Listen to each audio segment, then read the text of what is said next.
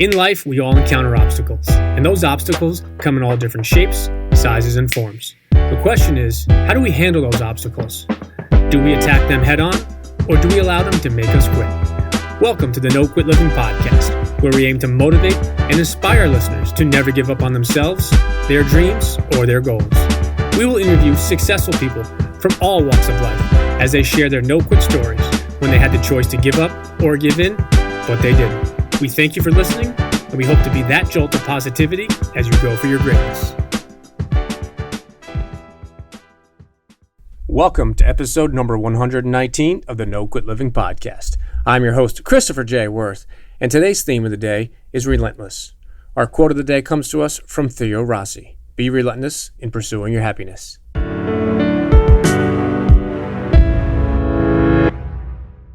It is my pleasure to bring you today's episode. Our guest is an incredibly successful gentleman with a very impressive resume. From being a 5-time Emmy Award winner, an author, agent, and producer, there isn't much he hasn't done, accomplished, or tried. Nick Nanton is a very interesting and very successful individual. I hope you enjoy today's episode. Nick, I'd like to welcome you to the No Quit Living podcast. Thanks for having me, man. I'm excited to be here. I appreciate it. So the first question we ask everybody is, are you ready to bring it today? Always, every day, all the time. Awesome. So the number one objective of our show is to motivate and inspire listeners to never give up. And I was curious if you had either a personal story about perseverance or perhaps a challenging time that you could have given up or given in, but you didn't. Man, there's been a lot. I think those, if you're not having those on a weekly basis, you're not pushing hard enough. One that comes to mind is when we first started in this business, my business partner and I, we were about a year and a half into a program we were running where it was a $24,000 program. We'd take 20 people at a time, and it was sort of a year-long program.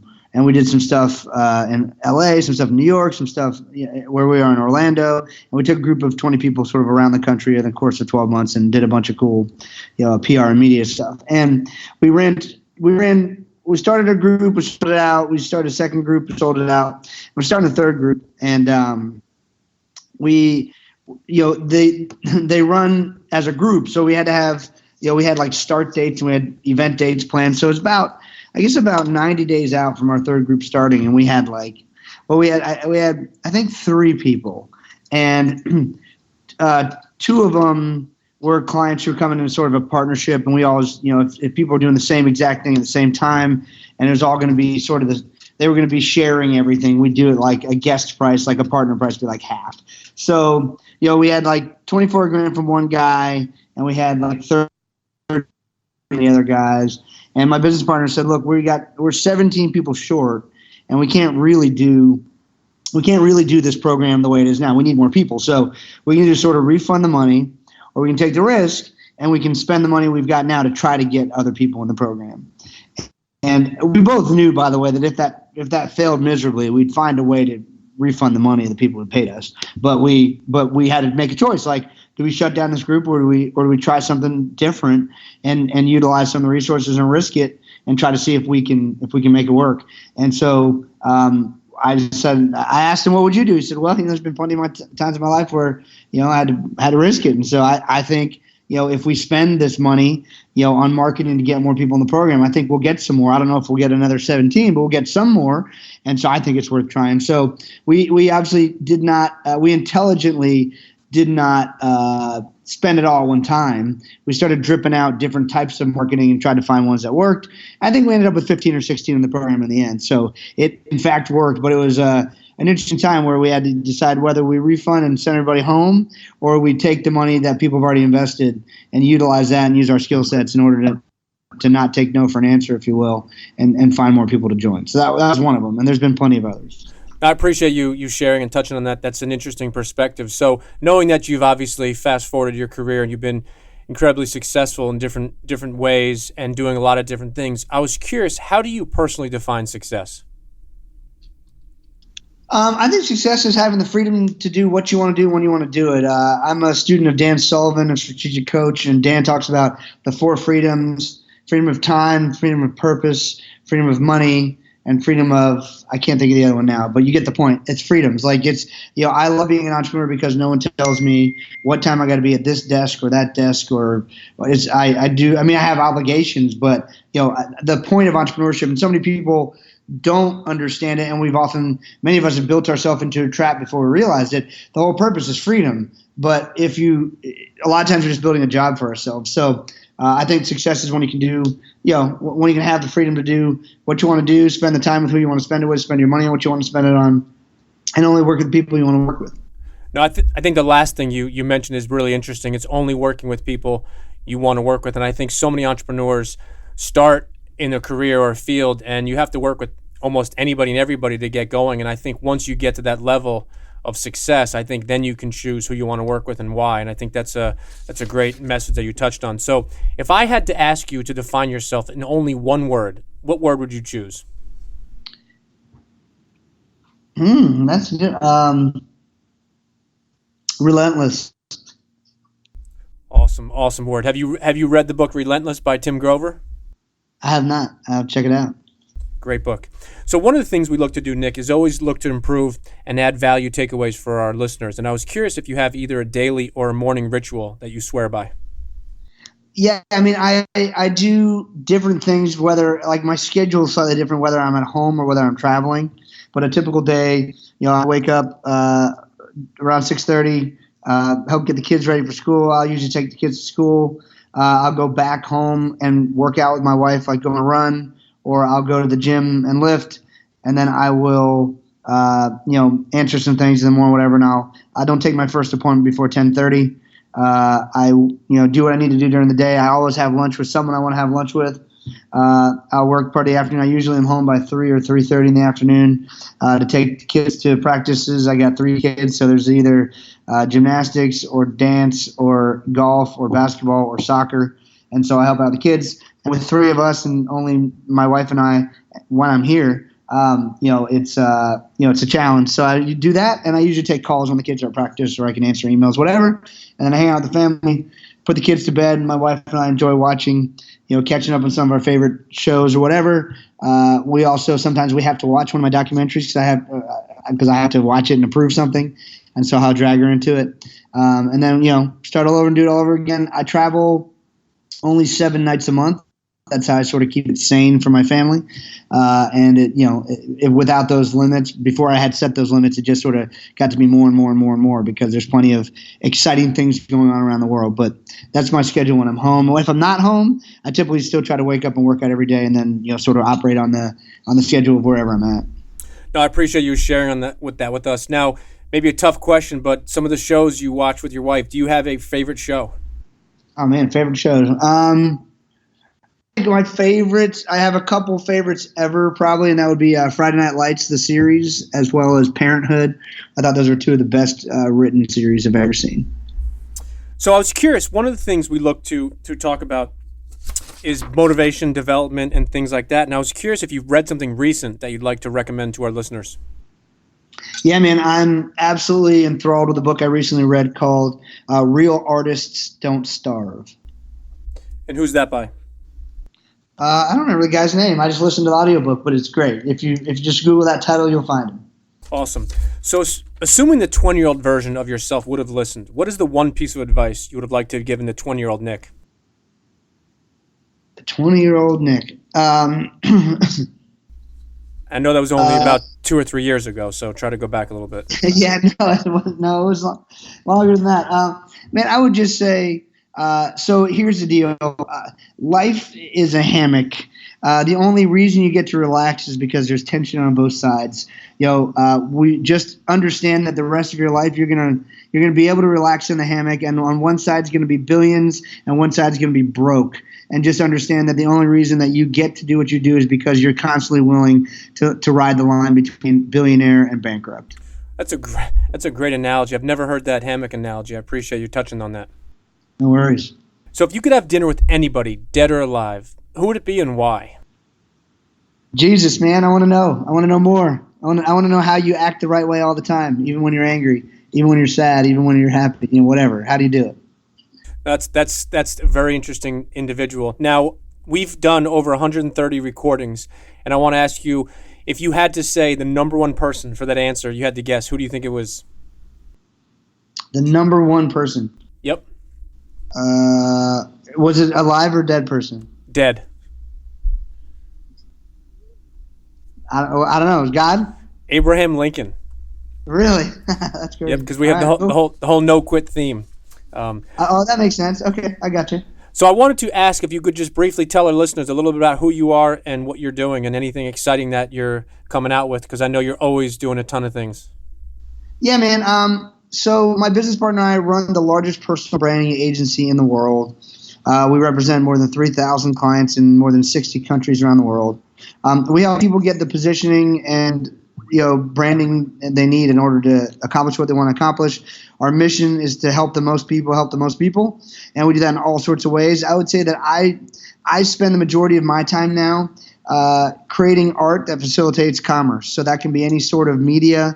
We help people with books. We sometimes use fine art in people's businesses to spark conversations. And I do a lot of work in documentaries. Right now we're about to launch my newest documentary called Operation Toussaint. It is a documentary we shot. It was shot all around the world, but we shot the majority of it in Haiti on a rescue operation where we did a raid and arrested the biggest sex trafficker in Haiti and freed 4 girls. And it's all about an organization called Operation Underground Railroad and the work they do in 15 countries around the world to save kids from being trafficked. Well, that's impressive work, and I think it's just amazing how you do what you do, and I appreciate you sharing a little bit of that. What I'd like to do now, if you're okay with it, is switch to what we call our hot seat questions, and the only request we have is that you spit out the first thing that comes to mind. All right, so if you had one last meal and you could choose absolutely anything, what would you choose? Pizza. What is your favorite smell? Oh man, favorite smell. I don't. It's food. Favorite team? 40 Gators. Favorite sport? To play or to watch? Either or. To play tennis, to watch college football. Do you have a favorite movie? Favorite movie? Yeah, Rudy. Great movie. I just did the documentary on Rudy too, so that's coming out soon. When does that come out? Should be this fall, pending any other issues you might have. Should be fall of 2018. That's awesome. Football season. Favorite book? Favorite book? Right now, Real Artists Don't Starve, but from back in sort of the literature days, A Prayer for Owen Meany. That's a great book. Isn't it? Favorite singer or band? Favorite? Now this one's hard. I write country music, so I have a publishing deal in Nashville where I write a lot of country music. If I had to say my favorite singer is probably Alison Krauss. Favorite band? I don't know. Too hard. If you were in a foxhole and you could only pick one person to have your back, who would that be? My wife. Awesome. So one question we like to ask is, if you could snap your finger and fast forward exactly 1 year from today and you could have accomplished absolutely any goal you want, what would that goal be? Any goal, man. It's just one. I mean, because there's all the things I'd want my family to be healthy and all that stuff. But like personal goal, man, I would love to have won an Academy Award for this documentary on human trafficking. That's awesome. That's a great goal. Now, if there was one thing that if there was one thing that you wish you knew 5 years ago, what would that be? When Bitcoin was going to rise and fall. Touche. That was a good one. So before we let you go, I wanted to ask if you have any parting words you'd like to leave with our listeners. Any parting words? Man, I would say, without trying to get too deep or too cliche, I'd say, look, I again, with Dan Sullivan, strategic coach, I'll sort of utilize his philosophy. I think that every one of us should be working every day to figure out our unique ability. And what is our unique ability? It's that one thing that's the only thing we really should be spending our time doing, that every day we wake up, we're more motivated by it. As we do it, we get better and better at it, and we provide more value to the world. It's unfortunately very hard to figure out what that thing is. And so most people spend their life waiting to retire because there's so many things in their career that they don't really like doing that they can't wait to stop, and they let it get in the way of the things that they love. When we break it down, the best way to break it down, and Dan teaches this, it's his, I'll give him credit. Every 90 days through Strategic Coach, we work through what are the things that we aren't enjoying anymore. What do we want to stop doing? And it's really funny when you first make a list of things you don't really like doing, and then you start getting rid of some of those. Then you write another list of more things. You start to realize that the things that didn't bother you before do bother you now because they weren't causing as much friction as the worst things. But it's somewhat like remodeling a house. When you paint the walls, you realize the carpet looks old. Then you change out the carpet. Once you change out the carpet or the wood and you have new painted walls and the cabinets look sort of dated, so you got to rip out the kitchen and then you got to change the furniture. So it's a process. It's a constant process of constantly evaluating what's causing friction in your life. What do you enjoy the most? How do you get down to where you're doing just a few things or ultimately really one thing that's utilizing your greatest gift to help everybody. Well, that's awesome, and it's great. That's great work, and I'm a little bit familiar with Dan Sullivan based on the fact that you mentioned him a couple times. I will definitely check out his program. And then the last question for you, Nick, and I promise it's the easiest one, is what's the best way for our listeners to connect or follow you or find out more about your programs and some of the awesome things you have coming out? I appreciate that. You can find me at nicknanton.com. You can Google my name and find our agency website, my Twitter, Facebook, all that sort of stuff. And I made a movie on Dan Sullivan. I think it's great. You can watch that movie at dansullivanmovie.com. Well, I appreciate it. Nick, I know you're a busy guy doing a million things, so I thank you for chatting with us, and I truly appreciate what you shared and the time with us today. My pleasure, man. I'm excited, and thanks for having me.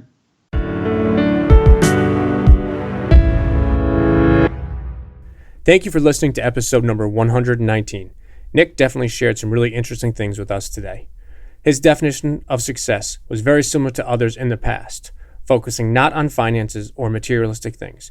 Yet he defined success as the freedom to do what he wants to, where he wants to, when he wants to, and with who he wants to. His advice to the 20-year-old version of himself was very interesting. He gave an analogy of how life is like a hammock, with tension on both sides, billions on one and broke on the other. Nick's parting words were spot on for our no-quit tribe. He focused on how we should each find our unique ability and try to work on it each and every day. He also shared how most people are waiting to retire as opposed to living life. My question for you is just that. Are you living, attacking life, and making the absolute best out of each and every single day? Or are you just going through the motions so you can crawl under the covers at night? It is never too late, and the best time to change both your mindset and your life is today. Now. Decide right now as you're listening to this podcast that you will make the absolute best out of today. Give it your all and go for your greatness. And lastly, to our listeners, thank you. We truly appreciate your time, and we hope our episodes inspire you to keep on attacking life and never giving up. To quote Dr. Norman Vincent Peale, it's always too early to quit.